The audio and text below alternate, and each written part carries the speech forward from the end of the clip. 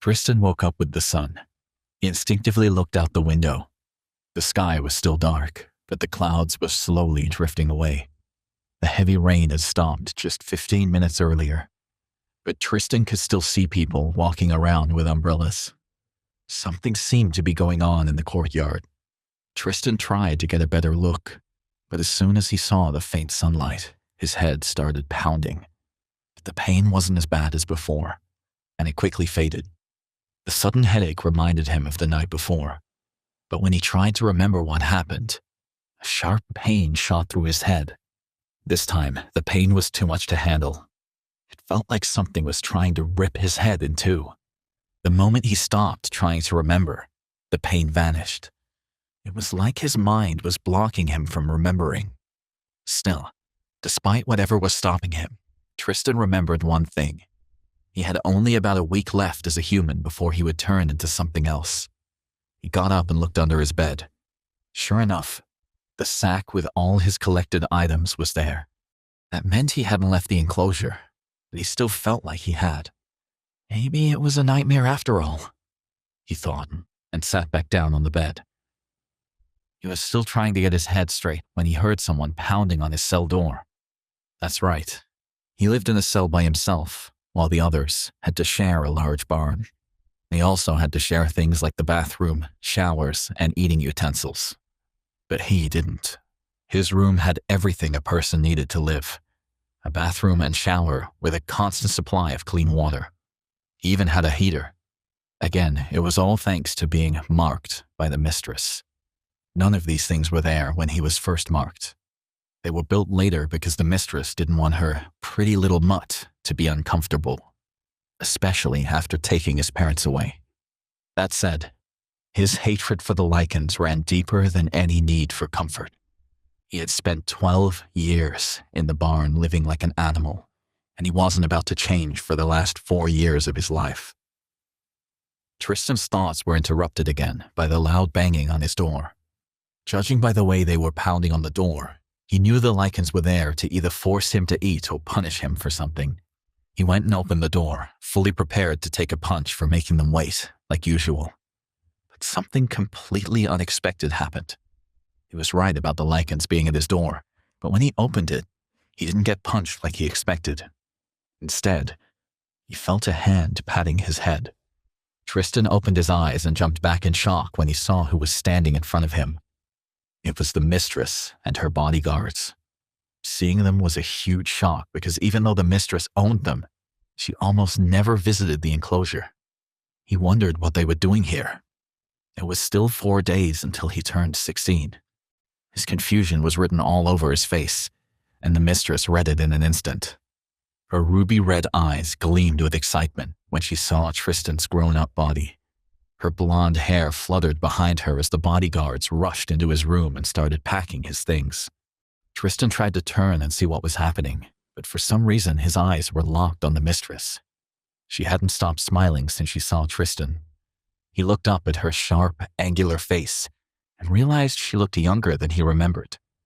Her brown skin wasn't dull like he remembered. Instead, it seemed to glow, even under the cloudy sky. Next, Tristan's attention fell to her small nose and full lips. He tried to stop looking, but it was like his eyes weren't under his control anymore. The next second, he found himself checking her out. Her arms were much more muscular than his. She had a strong torso, and her black corset struggled to contain her chest. Her waist was well-defined, leading down to long legs. "You're quite lively for someone who's been asleep for about 4 days." The mistress's voice snapped him out of his trance. "Not to mention, your body looks more muscular than I was told. I wasn't aware puberty could do that to humans. Interesting." Tristan hadn't noticed yet, but now that the mistress had pointed it out, he realized his physique had definitely changed for the better. He saw his reflection in a broken mirror and was shocked at what he saw. He'd grown a couple of inches. He wasn't skinny anymore, and he looked like one of the lichen guards. His body had transformed into something completely different. He was completely confused about what was happening. And then it hit him. "I was asleep for 4 days?" He mumbled softly. However, before anyone could reply, the bodyguards wrapped a piece of cloth around his head and dragged him outside. It was time for Tristan to join them. Tristan still had the cover wrapped around his head. But if it was true that 4 days had passed, then he knew where they were taking him. It was time for his induction ceremony. As they dragged him through the courtyard, he could hear cheers from the other humans. They were celebrating like he'd won some kind of battle. Pathetic jerks. Tristan cursed the humans under his breath. This wasn't something anyone should be celebrating. He was being taken hostage for crying out loud.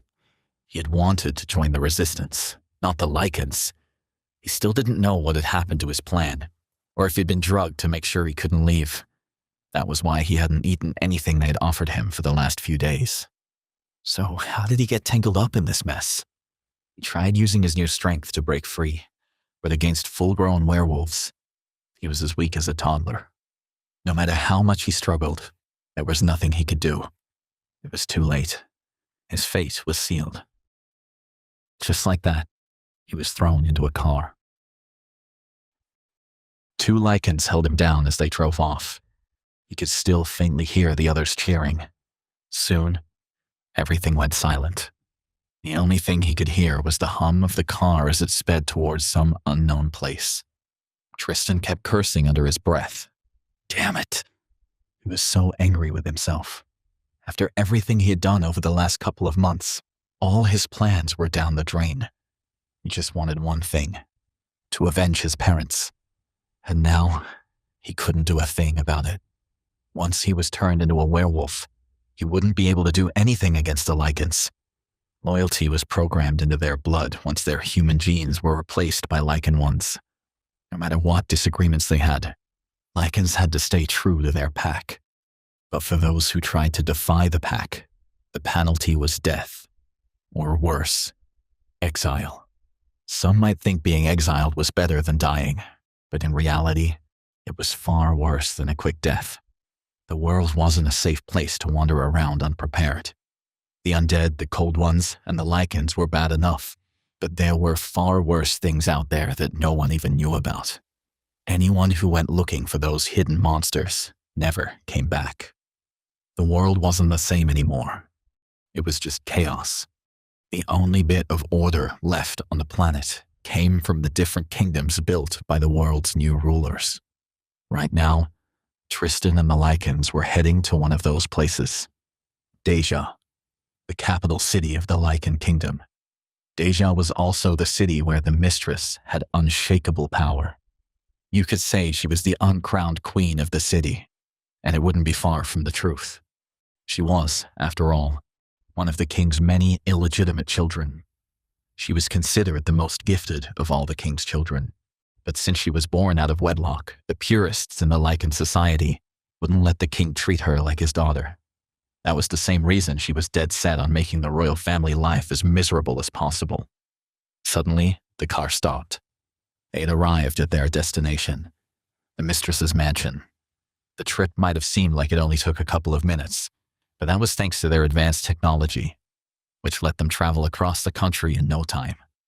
The man sitting to his right grabbed Tristan by the nape of his neck and pulled him out of the car. His head was still covered, so he couldn't see a thing, but he could feel eyes on him. Hundreds of them, all looking at him. He could feel some staring with hunger, while others looked on with strange curiosity. You have obtained a new skill, low-grade perception. Perception, a key ability found in bloodsuckers. It is the ability to see, hear, or become aware of something through the senses. You can now sense the intentions of low-level beings through this skill. Grade, low. To upgrade the skill, you have to either achieve maximum friendliness or hostility with any intelligent being, or use 5 skill points. Current vampiric skill points, 0. Info. You can earn different types of skill points by doing certain tasks.